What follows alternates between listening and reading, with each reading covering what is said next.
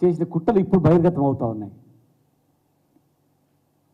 వారిని బహుజన నాయకత్వాన్ని టార్గెట్గా చేసి వాళ్ళని ఓడించాలి, ఎట్టి పరిస్థితుల్లో ఓడించి వాళ్ళ కళ్ళతో వాళ్ళ చేతులతోనే వాళ్ళ కళ్ళు పొడిచి వాళ్ళ చేతులతోనే వాళ్ళతోనే అసత్య ప్రచారాలు చేసి మరి వీళ్ళు రాజకీయంగా ఎదిగితే ముందే ఆ పార్టీ బహుజనులకు అండగా ఉంది.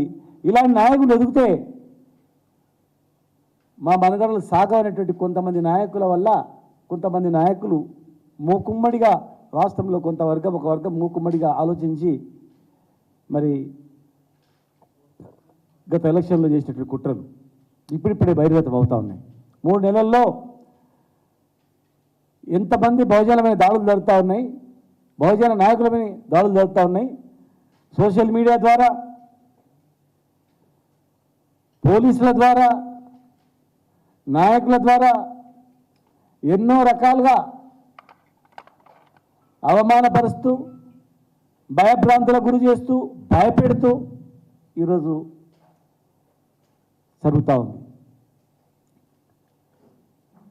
కేసీఆర్ మాత్రమే తెలంగాణ పుట్టుకనే డాక్టర్ బాబాసాహెబ్ అంబేద్కర్ ఆర్టికల్ 3లో తెలంగాణ రాష్ట్రం ఏర్పాటు కావాలని చెప్పినందుకే దాన్ని ఎజెండాగా తీసుకొని ఇలా మా నాయకుడు ఉద్యమాన్ని నడిపించిండు, రాష్ట్రాన్ని తెచ్చిండు. తెచ్చిన రాష్ట్రంలో లోతుగా విశ్లేషిస్తే పేద రైతుల నుంచి మొదలుకుంటే ఈ దేశంలో అత్యంత పీడిత వర్గాలైనటువంటి ఈ వర్గాలు ఆర్థికంగా సామాజికంగా ఎదగాలి, రాజకీయంగా ఎదగాలని చెప్పి ఎన్నో రిజర్వేషన్ మార్కెట్ యార్డ్ నుంచి మొదలుకుంటే నామినేటెడ్ పోస్టుల నుంచి మొదలుకుంటే ఎన్నో రిజర్వేషన్లు కల్పించి రాజకీయ భవిష్యత్ political power is master key అనేటువంటి అంబేద్కర్ సూచనల ప్రకారం మరి ఆ పొలిటికల్ కీ వైపు నడిపించిందే బీఆర్ఎస్ పార్టీ, కేసీఆర్ గారు. మరి ఈరోజు మీరందరూ రాజకీయ పరిస్థితులు మీరు చూస్తూ ఉన్నారు,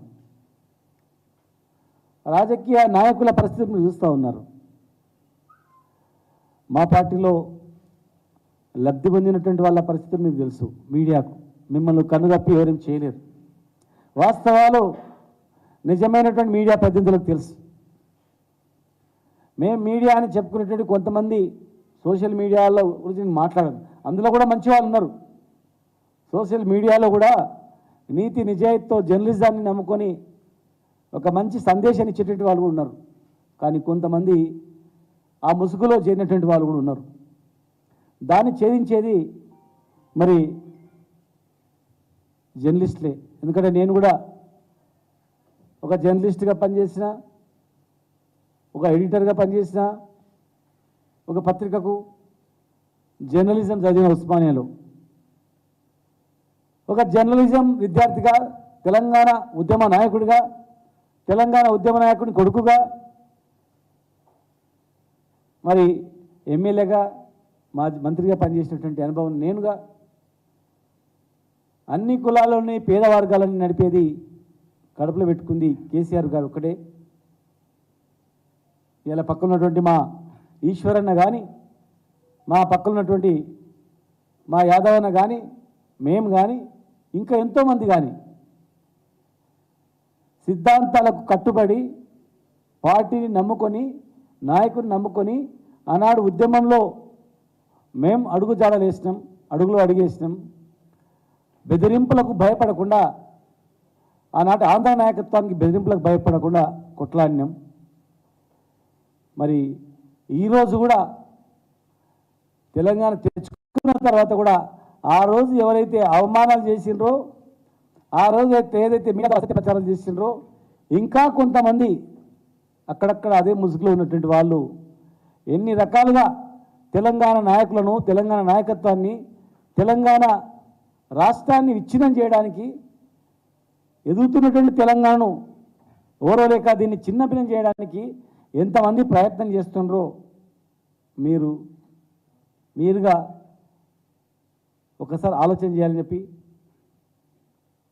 ఈరోజు కవిత గారి అరెస్ట్ కూడా మేము ఖండిస్తూ ఉన్నాం. ఎందుకంటే దేశంలో ఇంకా చాలా ఉన్నాయి. లక్షల కోట్లు మింగినటువంటి వాళ్ళు, విదేశాల్లో పోయి హాయిగా ఉన్నటువంటి వాళ్ళు, బ్యాంకులు ఎగ్గొట్టి లక్షల కోట్లు తీసుకొని పోయినటువంటి వాళ్ళకు మరి ఎంతోమంది ఉన్నారు. ఇక్కడ కేసీఆర్ గారిని టార్గెట్ చే ఇవన్నీ జరుగుతూ ఉన్నాయి. ఒక ఊళ్ళో సోషల్ మీడియాలో పోస్ట్ పెట్టిన వాళ్ళ మీద కేసులు పెట్టడం, తప్పును ప్రశ్నిస్తే కూడా దాని మీద కేసులు పెట్టడం, వెతికి ఎక్కడెక్కడ ఉన్న అప్లికేషన్స్ అందేసి టార్గెట్ చేసుకోవడం, కేవలం బహుజనుల నాయకత్వాన్ని టార్గెట్ చేసుకోవడం, ఇది తెలంగాణ సమాజం అన్నీ గమనిస్తూ ఉన్నాయి. అధికారంలో వచ్చినంత మాత్రాన భయభ్రాంతులకు గురి చేసి లోపరుచుకోవాలంటే కాదు. ఈ గడ్డ మీద నక్సలైట్ ఉద్యమం ముట్టుకొచ్చింది, ఈ గడ్డ మీద సాయుధ పోరాటం ముట్టుకొచ్చింది, ఈ గడ్డ మీద తెలంగాణ ఉద్యమం ముట్టుకొచ్చింది, ఈ గడ్డ మీద ఏదో ఒకరోజు అతి భయంకరమైనటువంటి మరొక ఉద్యమం ఖచ్చితంగా పుట్టబోతా ఉంది. 100%. ప్రాణాలకు భయపడేటువంటి మనస్తత్వం ఈ గడ్డ మీద ఉండదు. జై తెలంగాణ అనే రైలుకు అడ్డం పోయి ప్రాణాలు అర్పించినటువంటి గడ్డ ఈ గడ్డ. ఒంటి మీద నిప్పండించుకొని జై తెలంగాణ నినాదంతో చనిపోయినటువంటి గడ్డ ఈ గడ్డ. నువ్వు బతుకుతావనంటే చనిపోయిన వ్యక్తి చనిపోతున్నప్పుడు మళ్ళా పుడితే మళ్ళా తెలంగాణ గురించి వస్తా అని చెప్పినటువంటి గడ్డ ఈ తెలంగాణ. ఒక జర్నలిస్టు భువనగిరి దగ్గర వెహికల్ని స్పీడ్గా తీసుకుంటూ పోయి బస్సు గుద్దుకొని జై తెలంగాణ అని చెప్పి చనిపోయిన గడ్డ ఇది. నక్సలైట్ల పేరుతో పిట్టలను కాల్చినట్ల అడవిలో తీసుకెళ్లి కాలుస్తుంటే కూడా మళ్ళా పడితే పేదల గురించే నేను బతుకుతా, పేదల గురించే సస్తా అని చెప్పినటువంటి గడ్డ ఇది. సాయుధ పోరాటంలో మహిళలు సైతం భయపడకుండా కొట్లాడి ప్రాణాలు అర్పించిన గడ్డ ఇది. అందరినీ కలుపుకొని పోతేనే, అందరినీ సమానత్వంగా చూస్తేనే ఈ రాజ్యం చల్లగా ఉంటుంది. కానీ పుట్టిన పాపానికి పెరిగిన పాపానికి మనుషులను చూసి వీడా వాడా అని చెప్పి అణచివేయాలని ప్రయత్నం చేస్తే, అసత్యపు ప్రచారం చేస్తే, చిన్నచూపు చూస్తే, తెలియకుండా గోడసాటు నుండి వెకిలి చేష్టలు చేస్తే, అవమానాలు గురి చేయాలని ప్రయత్నం చేస్తే, నా పేరు వస్తలేదు కదా వాళ్ళ మీద పోతా కదా అని చెప్పి చేస్తే సమాజం మేల్కొని ఉంది. ఇక్కడ తెలంగాణ సమాజం చూస్తూనే ఉంది ఇక్కడ. కనుక అలాంటి ప్రక్రియలు మంచి కాదు. మళ్ళీ ఈ రాష్ట్రంలో అలాంటి ఉద్యమాలు పుట్టొద్దు, ప్రాణాలు పోవద్దు, సుభిక్షంగా ప్రశాంతంగా ఉండాలంటే ఎవరు పరిపాలించినా ఆ పరిపాలన అనేది పారదర్శకంగా ఉండాలి తప్ప పుట్టిన పాపానికి అణచివేలేటువంటి ప్రయత్నాలు జరగొద్దు. అది మంచిది కాదు సమాజానికి. ఇన్ని ఉద్యమాలు ఎందుకు వచ్చినాయో ఒక్కసారి ఆలోచన చేసుకోవాల్సింది. నక్సల్బరీ పోరాటం నుంచి, సాయుధ పోరాటం నుంచి, తెలంగాణ పోరాటం నుంచి ఎందుకు వచ్చినాయి? అసమానతలు ఉన్నందుకే, అవమానాలు ఉన్నందుకే, అణచివేత ఉన్నందుకే ఇవన్నీ ఉట్టుకొచ్చినాయి. కనుక ఈరోజు మరొక ఉద్యమానికి పురుడు పోయకముందే నాయకులందరూ పార్టీలు జాగ్రత్త ఉంటేనే మంచిగా ఉంటుంది. కనుక నేను ఇదే మహబూబ్నగర్లో మా నాన్నను 69లో కత్తిపోట్లకు గురి చేస్తే పోలీసులు 69 ఉద్యమంలో మేము పెరుగుతున్న క్రమంలో తెలంగాణ గురించి సచ్చినా సరే బిడ్డ చివరి వరకు ఉన్నామని చెప్పిండు మా నాన్న. చివరి వరకు ఉన్నాం, తెలంగాణ తెచ్చుకున్నాం.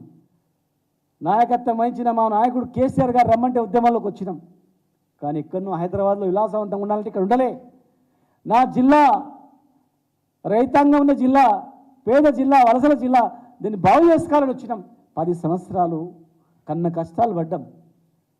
ఎన్ని అసత్య ప్రచారాలు, ఎన్ని బూటక మాటలు, ఎన్ని రకాలుగా చేసినా ప్రజలు నమ్మి ఓట్లు వేసిన మళ్ళీ నెక్స్ట్ 5 సంవత్సరాల తర్వాత మేమే అధికారంలోకి వస్తాం, మళ్ళీ నెక్స్ట్ 5 సంవత్సరాల తర్వాత మేము గెలుస్తాం, ఖచ్చితంగా మిగతా పనులు పూర్తి చేసుకుందాం, మిగతా పనులు పూర్తి చేసుకొని నన్ను నమ్ముకున్న వాళ్ళను, నా జిల్లాను, నా కాన్స్టిట్యూన్సీని బాగు చేసుకోవాలని ముందుకు పోతా ఉన్నాం.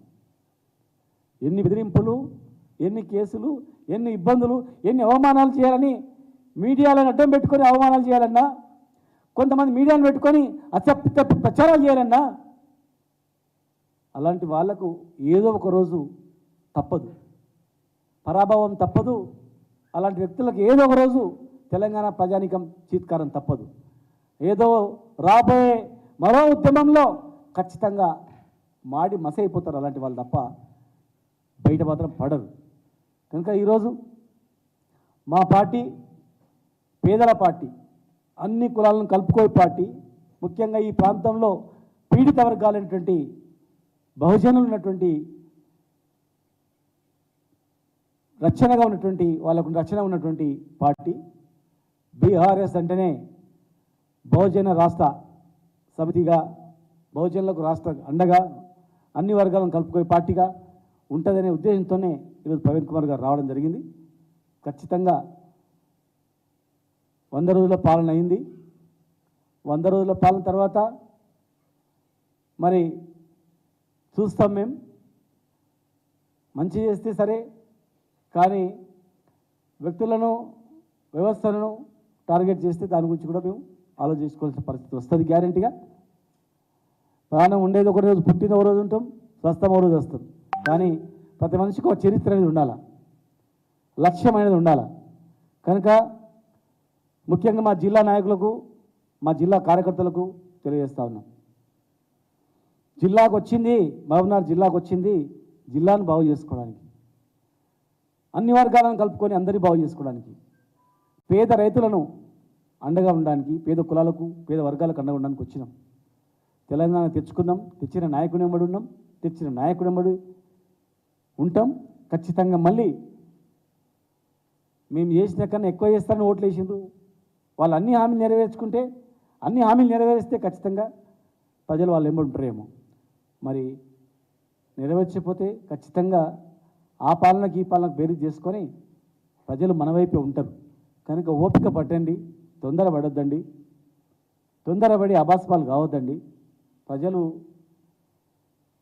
గమనిస్తుంటారు. నిజాయితీగా కట్టుబడి కష్టకాలంలో కలిసి ఉండే వ్యక్తుల లిస్ట్ అనేది సపరేట్గా తయారు ఉంటుంది ప్రజల గుండెల్లో. కనుక మరి ఆ దిశగా మేము ముందుకు వెళ్తామని, మంచి చేయాలని కోరుకుంటున్నాం. కొత్త ప్రభుత్వాన్ని ఇచ్చిన హామీలన్నీ కూడా నెరవేర్చాలని మేము కోరుకుంటా ఉన్నాం. నెరవేరిస్తే సంతోషం, నెరవేర్చకపోతే ఖచ్చితంగా వచ్చే ప్రభుత్వం మాదే ఉంటుంది. బీఆర్ఎస్లో మొన్న చేరినటువంటి ప్రవీణ్ కుమార్ లాంటి వాళ్ళు ఇంకా ఎంతోమంది మేధావులు వస్తారు.